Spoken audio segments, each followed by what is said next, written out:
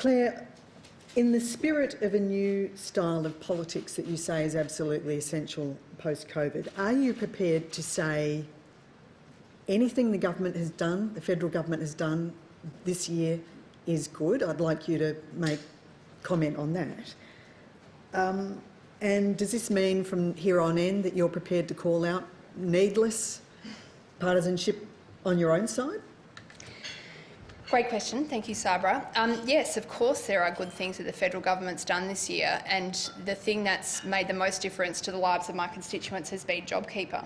We learned that an additional 700,000 Australians would have been on a dole queue were it not for that policy. And it's something that Labor, of course, supported, but I'm very pleased that the government did go ahead with that, and it was integral to us keeping Australians in work to the extent that we could. In terms of calling out behaviour, yeah, I'm very happy to do that, Sabra, and that applies to me too, I think. You know, I'm making a speech today calling for a new kind of politics, and if people observe my behaviour and find it troubling in some way, I'd really like you to talk to me about it, and I'll really deeply reflect on that. We have to, as individuals, actually change some of how we're operating if this is going to work. How difficult will that task be, given that there are some politicians up the hill who've made it a business model to say outrageous stuff to get a headline? I feel as a journalist, Sabra, I could almost be asking you that question. Politely.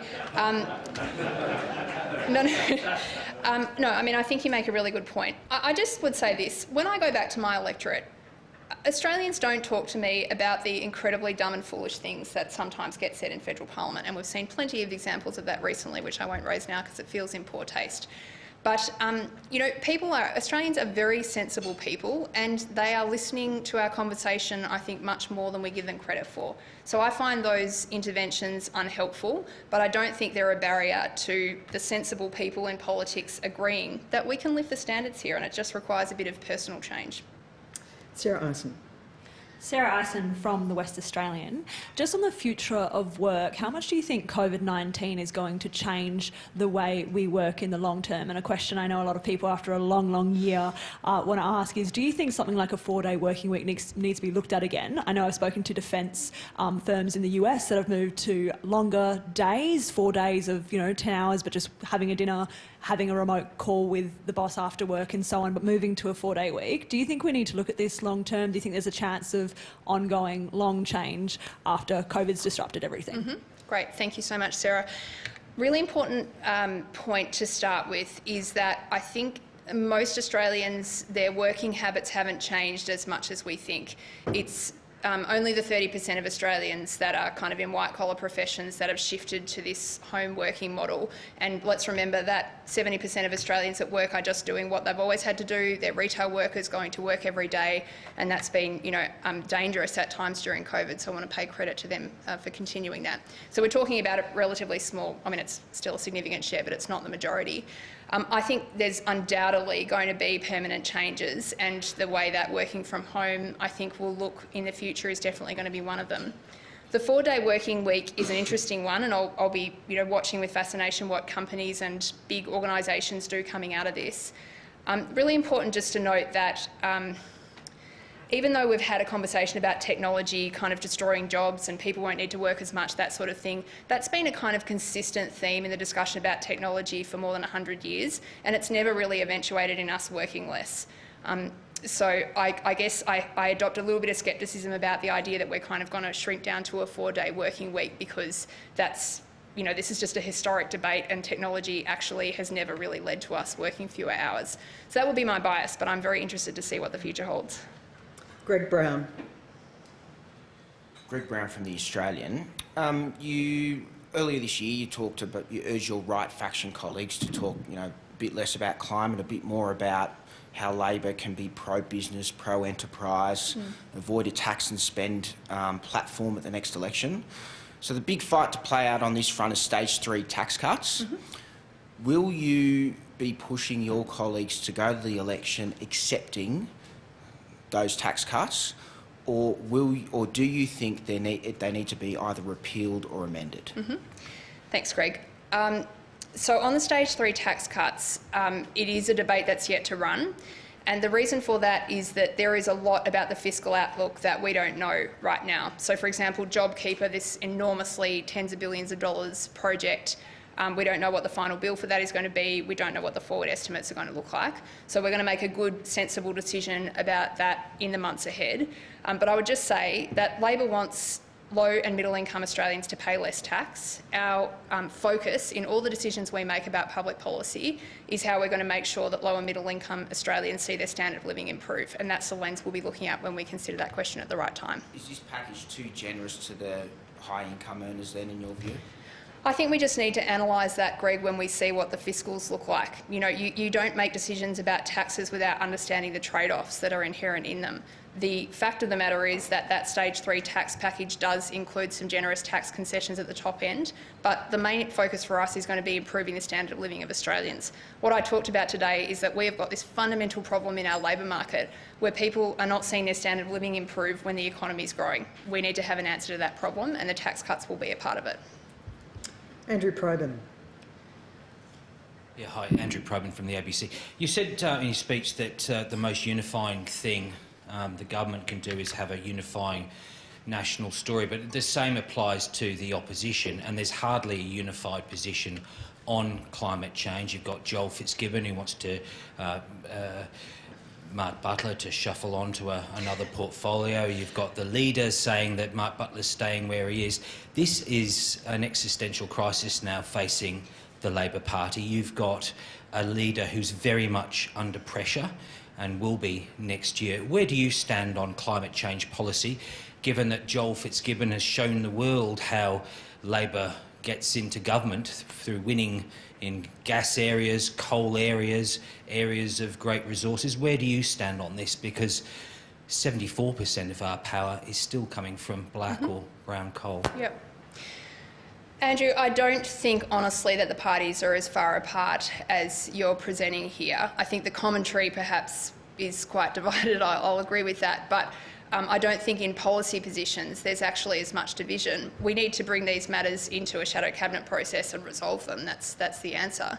But can I just say, your questions about climate are fine. Can I just remind you that Labor's the only party in Australia that's ever actually done anything serious about climate policy that worked. That was what we did when we were last in government. There is an enormous cost to us not acting on climate and a massive benefit for us to do so. So we need to be smart about this. There's huge economic gains for Australia to be made at the end of all this. And if I picked any Australian out on the street right there, they'd be able to tell me about that. So the idea that there's this constant trade-off between the economy, between standard of living and climate change, I just don't buy into that. But that has not been spelled out by Labor, I would argue, and you've lost on the climate argument now over several years. What is the climate policy that you want to land on as a frontbencher in the Labor Party? We've actually made a commitment to net zero emissions by 2050, Andrew, and again, really encourage you to put your pressure a little bit on the government about this, because they are the outliers in the climate discussion, not the Labor Party. We've got a good long-term commitment that's solid and in line with our climate future. What we need to do is think about how we're going to get there, and that work's underway at the moment. I'm going to pick you up on this point because there are clear divisions within Labor. If Joel Fitzgibbon was a happy camper, he'd still be on the front bench. Look, I don't want to speak for Joel, and I think we all know that Joel's very capable of speaking for himself. So I won't try to do that. I just think Joel does not believe that climate change is a mythology, as many people on the other side of politics do. Labor is united behind the idea that this is real, that there's enormous cost to not acting and huge economic benefits of acting.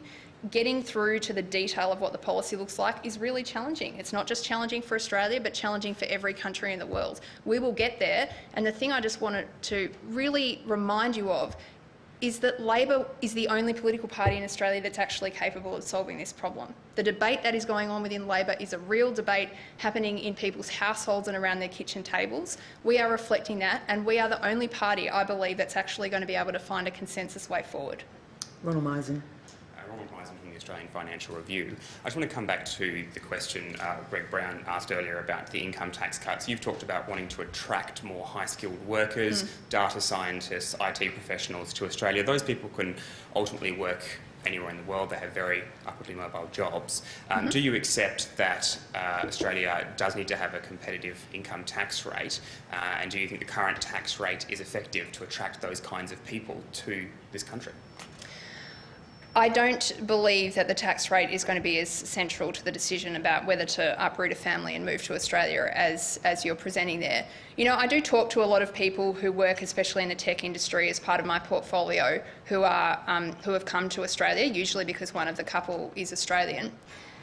They don't ever mention tax to me as one of the concerns that brought them here or affected their decision. What they talk to me about is the fact that in our country you can live a quality of life that's the envy of literally billions of people around the world, that we have a safe, beautiful, prosperous country that has governments that actually work and a society that's unified. So I think those are the much more central questions, and putting high income tax cuts in there, to me, it just doesn't belong in that basket. So you just said high income tax cuts. The stage 3 covers a whole breadth Yes. of tax cuts. You Yes, used the phrase top end earlier in your answer to Greg.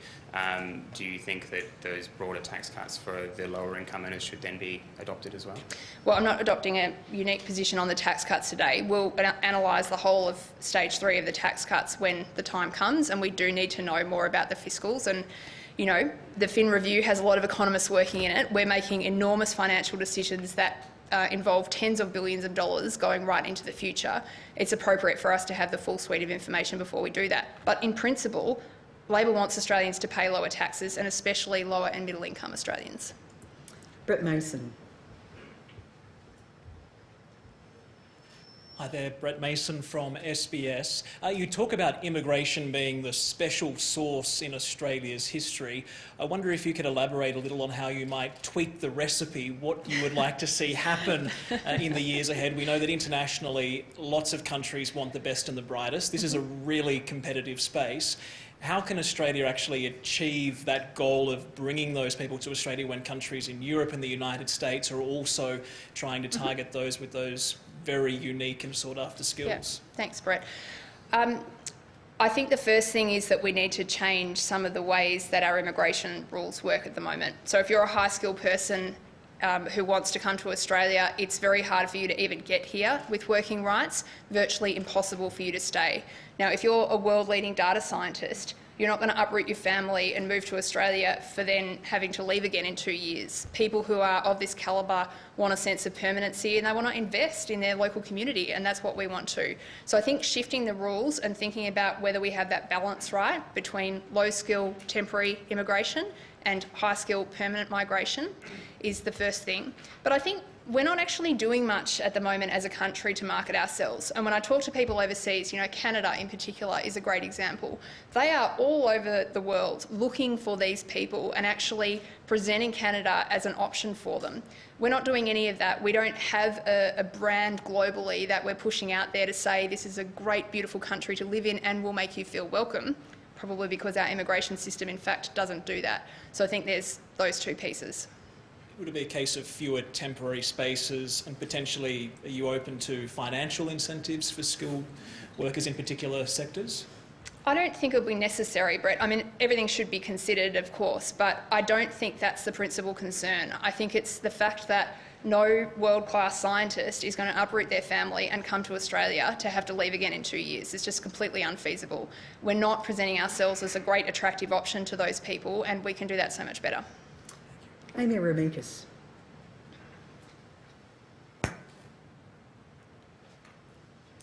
Thank you. Amy Remekas from The Guardian.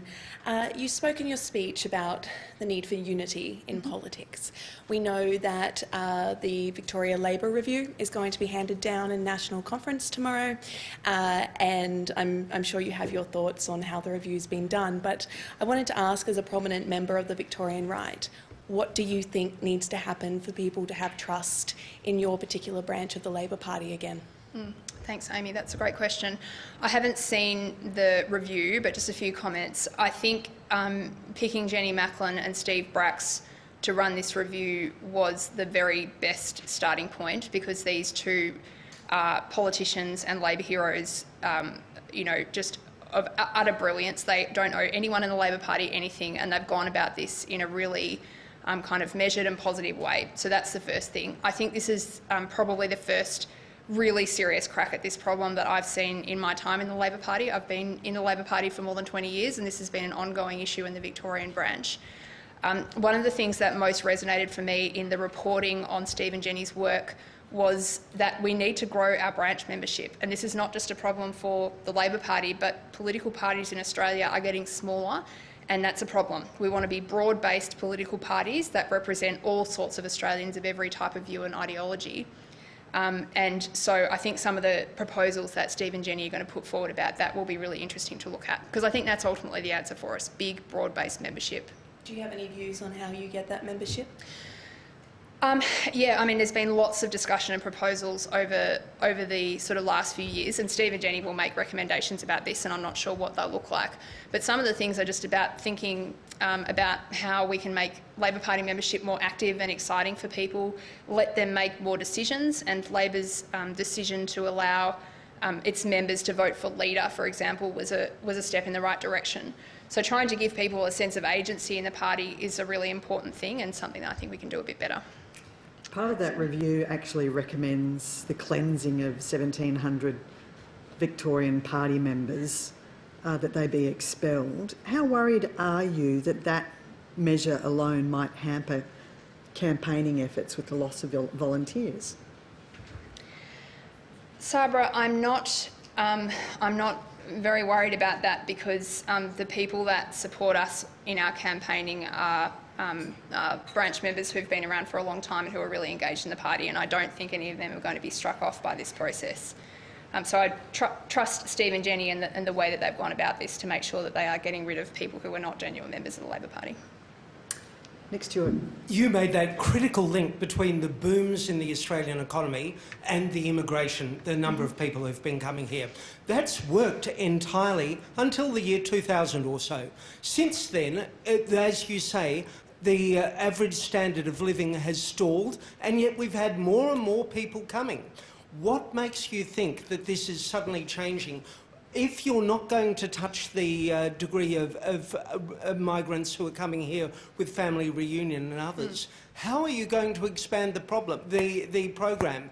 What's the right number of the Australian number of people coming here each year? A simple number, obviously more than 250,000 a quarter of a year. So what number would it be? And what do you think the eventual number of people Australia can have should be? Should it be, as Kevin Rudd once said famously, 50 million? And once you reach 50 million, how do you stop? How do you turn that number off? And finally, how is it that do you feel bad about dragging people who are doing good things overseas over here to become Australians? Why can't you train Australians to actually do it themselves? Great. Thank you so much. I'm making notes because you've asked such a comprehensive set of questions. Really appreciate it. So your question about immigration and living standards. So the facts that I'm presenting to you today are that our immigration program in Australia underwent a radical transformation without a public policy conversation. It drifted, and we've ended up where we are today, which is a place that I don't think most Australians want us to be. And that is an immigration program that's very heavily skewed to temporary, low-skilled migrants, whereas the share of people coming into the country who are permanent, high-skilled migrants, these are the migrants that I'm speaking about as very desirable for Australia, there's very few of them coming into the country by comparison. So important to note that in terms of the numbers, I mean, family reunion, humanitarian programs, they're a tiny share of the Australians, of people that are coming into Australia every year. They've got very important non-economic goals that I support. We've got to resettle refugees and comply with our obligations there. So you keep 30,000 for refugees, 30,000 for family reunion? So I'm not going to put exact numbers, but I'm just saying I don't have any quibble with those programs as they are today. My focus is on rebalancing that very large share of migrants coming in every year who are temporary low-skill migrants with high-skill permanent migrants. And in terms of getting them here to Australia, there won't be any coercion. We will just be asking them nicely and trying to create a welcoming environment. But most importantly, we need to create a future for them here in this country, and that's what's missing at the moment. If you're a high-skilled temporary migrant, you're basically pushed out of the country very quickly, and that's not in our national interest. 50 million Australians? I'm not buying a ticket in the "How big should Australia be" fight today. Wait for the next press club. Wait for the next press club speech. No, I'm not expressing a view about that today. I'm just saying we've got this core driver. One of the most important things the Australian government does is decide on our immigration program. It's not working for us now, and we do need to change it. So finally, you're not worried about the ecology of Australia or the environmental factors that a growing population might have? Yeah, I mean, of course that's a factor, but I'm not really expressing a view today about the dream size of Australia. I'm just saying we've got an immigration program that's not working in our interests and we need to change it. Very convenient. You've talked about your ambitions for the nation into the future. What about your own personal ambitions? Do you harbour the ambition one day to put up your hand and be leader should the opportunity ever arise? Well, I'm actually not involved in politics to be in a chess game, honestly, Sabra. I've never engaged in politics for a day in my life thinking about what I can get out of it and reaching for that next position for its own sake. I don't get any joy in promotions without a concept of what one might do with an increased level of power that might come with it. It's honestly not something that I lie awake at night thinking about. So, yeah, haven't really thought about it. No, No, but can I just say, Sabra, I mean, it's a question that a lot of people get asked in politics, and I actually find it very irritating because a lot of people say, oh, anyone who says they don't want to be party leaders lying, and there's 150 possible prime ministers in the House of Representatives. That is not why I engage in politics, and there's a lot of people in Parliament House who I think feel the same way. This is not about personal ambitions, it's about trying to create a better future for the country. Jane Norman. Hello, Jane Norman from the ABC. Thank you for your speech today. So basically the PM can call an election from any time from August next year. Labor is yet to outline a lot of its policies, and so I'm wondering, firstly, how you think Labor will win the next election, given that past experience shows us that voters in times of uncertainty tend to pick the devil they know. But also on the policy front, given that it's still a fairly blank slate, should we expect a sort of a bumper season of policy announcements next year? Thanks, Jane.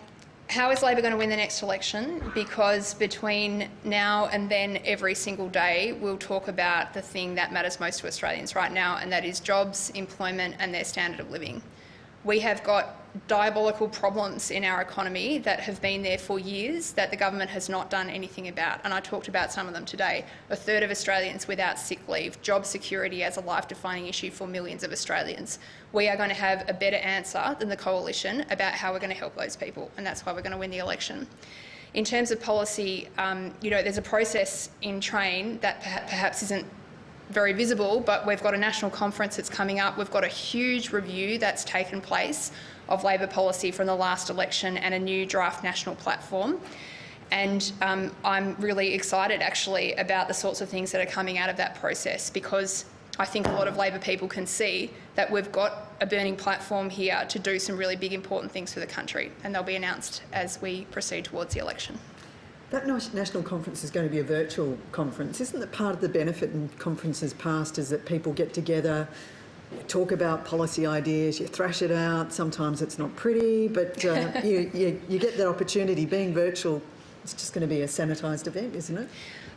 I don't think Labor wants to do it this way, but the pandemic sort of is driving all of us to change how we would do things. No, of course an in-person conference is, it's actually a huge highlight for a Labor person to come to this conference and be a part of an open discussion, the only political party in Australia that has this brilliant open framework for the national conference.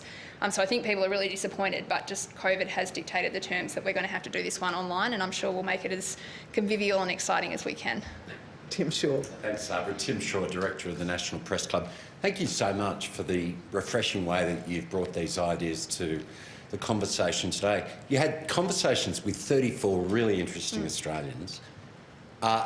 Were there back-straightening moments for you when one of them or some of them just said, Labor has got this so wrong in the past? What were those? And secondly, What is the light bulb moment that has come from those conversations that you have to take to shadow cabinet and that you have to explain and to argue strongly that Labor needs to reform policy? Which policy? Thanks, Tim. So in terms of, sorry, just repeat your first question for me. The 34 people that you were discussing on the podcast along with you, yeah. Some of them kind of said, Claire, you've got it so wrong on Labor policy here. Here's where you're wrong. Look, I mean, we didn't talk a lot about politics in that way. So I'm not remembering anything where I felt like, I was being slapped with a fish over something that Labor's been doing wrong for years. I think, the conversation about the economy that I had with Andrew Charlton and Tim Reid, and I also talked about the digital economy and the innovation system in separate sort of tranches. I think the idea of thinking a bit more creatively about what government can do in the economy is something that both major parties could probably take a bit of a lesson from. So I think that's relevant. But I think, in terms of the discussion that we've had about political culture, that's really important too. And I would never stand up here and say all the cultural problems are on the other side of politics. So I think accepting that the parties and the members of Parliament in Parliament need to do better is probably something that applied equally across parties. Shadow cabinet? Shadow cabinet. I mean, I could just write a list of 50 of them, really. There was just, really urge you to listen. That there are just probably 20 big ideas coming out of each of the episodes. I mean, I'm thinking about, the reform that has to happen to our innovation system. We have one of the most backward-thinking innovation systems in the developed world.